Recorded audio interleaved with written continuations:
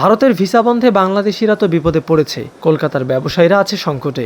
বাংলাদেশিরা যেতে না পারায় কলকাতার পর্যটন নির্ভর অর্থনীতিতে ধস নেমেছে। এর প্রভাবে সবচেয়ে বেশি ক্ষতিগ্রস্ত হয়েছে মিনি বাংলাদেশ নামে পরিচিত new market, free school street এবং মার্কুইজ স্ট্রিট সংলগ্ন অঞ্চলটি। শুধু এই এলাকাতেই আর্থিক ক্ষতির পরিমাণ ছাড়িয়েছে 1,000 কোটি রুপি, আর সামগ্রিকভাবে কলকাতার ব্যবসায়ীদের ক্ষতি ছুঁয়েছে প্রায় 5,000 কোটি রুপি।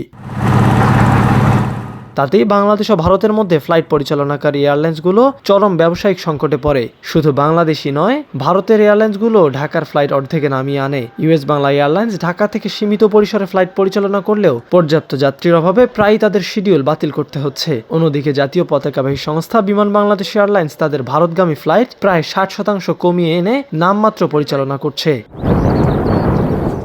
তবে বর্তমান রাজনৈতিক প্রেক্ষাপটে এবং কূটনৈতিক তৎপরতায় আশার আলো দেখছেন সংশ্লিষ্টরা। ভিসা ব্যবস্থা স্বাভাবিক হলে আকাশপথে সৃষ্ট যাত্রী সংকটও দ্রুত কেটে যাবে এবং এয়ারলাইন্সগুলো তাদের স্থগিত রুটগুলো পুনরায় চালু করতে সক্ষম হবে। সব মিলিয়ে নতুন সরকারের হাত ধরে ভারত বাংলাদেশ সম্পর্ক, বাণিজ্য, চিকিৎসা ও পর্যটন খাতে যে ইতিবাচক পরিবর্তনের হাওয়া লেগেছে তা উভয় দেশের অর্থনীতির জন্য সুফল বয়ে আনবে বলে ধারণা করা হচ্ছে।